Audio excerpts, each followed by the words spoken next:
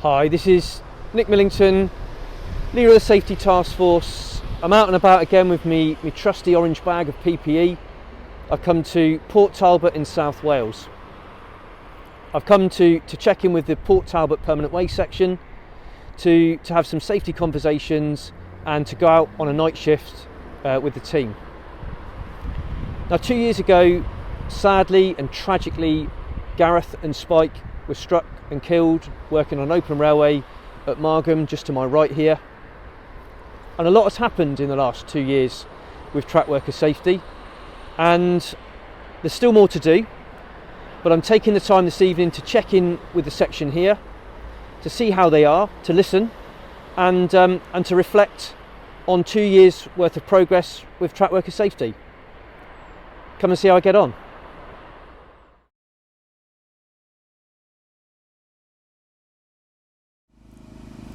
So I'm out with the Port Talbot Permanent Way section.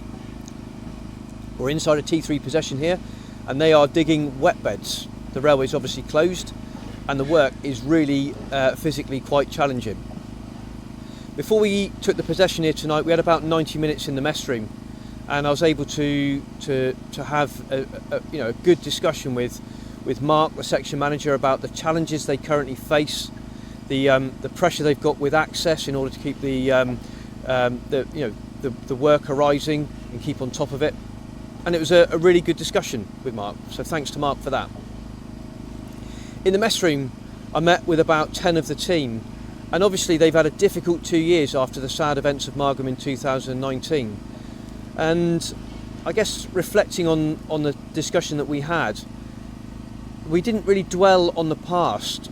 They were grateful to know that Network Rail has pledged a significant amount of resource and commitment to improving track worker safety. It was a comfort to them. They were concerned that the job or the task force will finish, and that we haven't actually finished the job for them yet.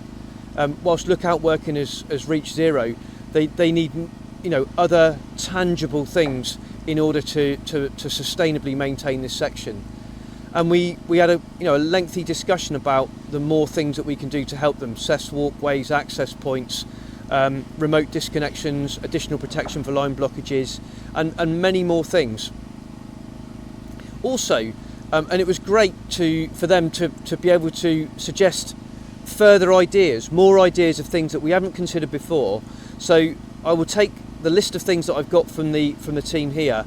I'm meeting Bill Kelly, the route director, in about a week's time. So some of it I'll share with Bill, and some of it I will take back to the team, the central team with me in the Safety Task Force. And as much as we can do to help this team, I'm definitely committed to doing that. So again, a good visit tonight. Good to reflect on the 2 years since the start of the Safety Task Force. More importantly, good to focus on what we're going to do next to keep the teams even safer. I'm glad I made the trip here to Port Talbot and meet with the team here in the P-Way depot. It was good to book on with them on their night shift last night and have some conversations. They are keeping well, and it's good to see they've got a safer plan, and it's good to see that they are looking forward and thinking about what more they can do to keep each other safe and create the safest plan. So I'm back at the station now. Here comes my train to London, so I'm off to London now. A little bit of rest in London this afternoon, and then tomorrow I'm meeting up with the Clapham Delivery Unit and another safety visit with the Clapham Delivery Unit in the Rains Park and the Surbiton area. So I'll continue this vlog from the other end.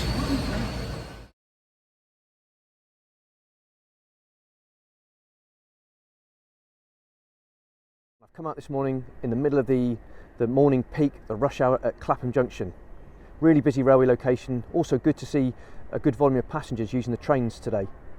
I've come to check in with the Clapham Delivery Unit to see how they're getting on with their track worker safety work. So I've been with the Clapham Delivery Unit this morning. I spent some time in the maintenance building at Clapham Junction with the track and the signalling teams.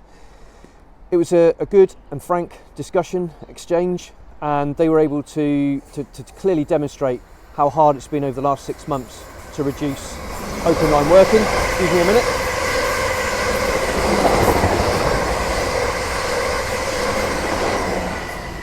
They very similar to Port Talbot. They're worried that this programme will finish now that lookout working is nearly finished. And I was able to describe the activities that we've got planned over the next 12 to 24 months to stabilise the plan to maintain the railway without the need for lookouts. Things like better planning systems, more additional protection, train activated warning systems, access points, walkways and more. So their concerns with regard to the programme, I was able to give them some comfort that we've got more to do. I've come out here to Rains Park, just down the line from Clapham, and I've met with the D&P team. It was good to talk through the team here had already started removing unassisted lookout working and converting their plan to a green zone plan a long time ago, 2 or 3 years ago.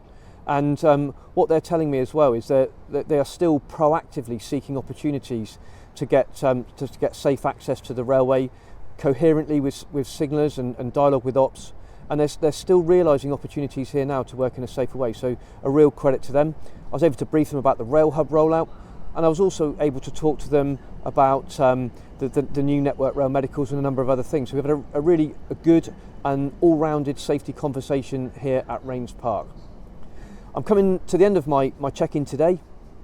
It's been a busy old week, a lot of it spent out with frontline teams, really enjoyed myself. It's really good to check in and calibrate my thinking and my priorities on this programme. I'm now going to head home, and so I'm going to check out. Thanks everyone for listening. Bye bye.